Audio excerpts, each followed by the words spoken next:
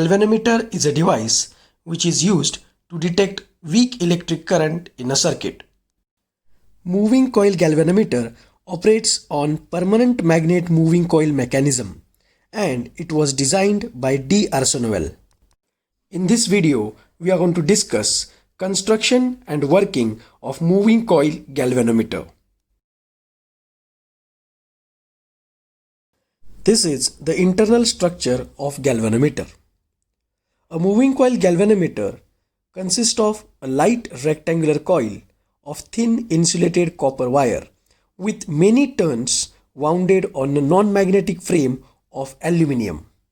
This coil is pivoted so that it can rotate freely in uniform radial magnetic field, which is set up between two strong poles of a horseshoe magnet, which is having cylindrically concave pole pieces and soft iron cylinder.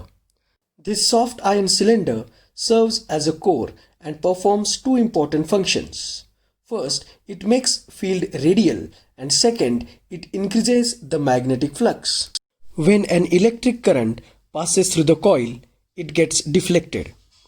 This deflection is proportional to the current passing through the coil. The deflection of the coil can be read with the help of a pointer which is attached to it. Position of the pointer on the scale provided indicates the current passing through the galvanometer or the potential difference across it. Thus, a galvanometer can be used as an ammeter or voltmeter with suitable modification. About this we are going to discuss in next video. The galvanometer coil has a moderate resistance which is about 100 ohms, and a galvanometer itself has a small current carrying capacity which is about 1 milliampere. The spiral spring is also attached to the coil. The elastic behavior of this helical spring helps the coil to bring back to its original position when current is cut off.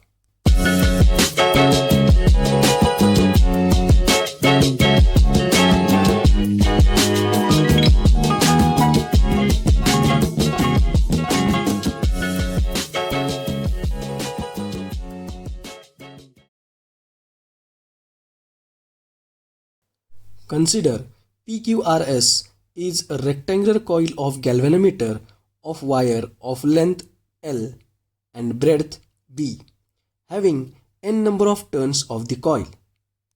This coil is pivoted in uniform magnetic field of induction B, which is due to horseshoe-shaped magnet.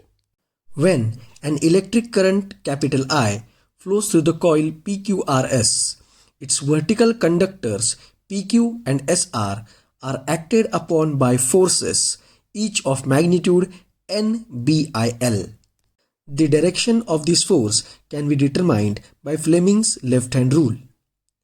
According to Fleming's left-hand rule, the force acting on side PQ of the coil is perpendicular to PQ and is directed outwards, whereas the force acting on the side SR of the coil is perpendicular to SR but directed inwards.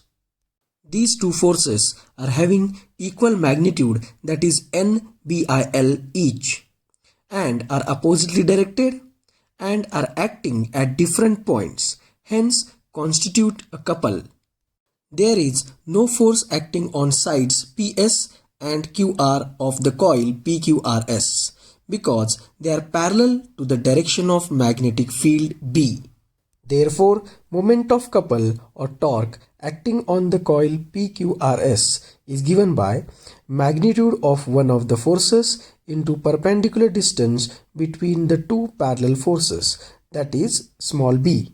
Therefore, deflecting torque acting on the coil PQRS is equal to NBIL into B. But L into B is nothing but area of the coil PQRS. Therefore, deflecting torque tau D is equal to NBIA. This is the equation for deflecting torque, due to which coil will get deflected from its equilibrium position. This torque causes the pointer attached to the coil to deflect and move on a graduated scale. As the coil is deflected, the spiral spring attached to the coil is twisted. This twist in the spring provides the restoring torque. This restoring torque is directly proportional to the deflection of the coil. Therefore, restoring torque tau r is directly proportional to theta. Therefore, tau r is equal to c theta, where c is the constant of proportionality and is called as twist constant or torque per unit twist. But for equilibrium of the coil, deflecting torque must be equal to restoring torque. Therefore, tau d is equal to tau r.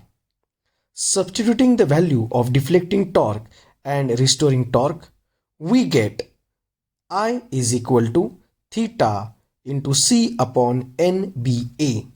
This is the expression for current flowing through the coil of moving coil galvanometer. Since for the given moving coil galvanometer, N, B, A and C are constant. Therefore, we can write I is directly proportional to theta. Thus, we can say that the current flowing through the moving coil galvanometer is directly proportional to the angle of deflection of the coil.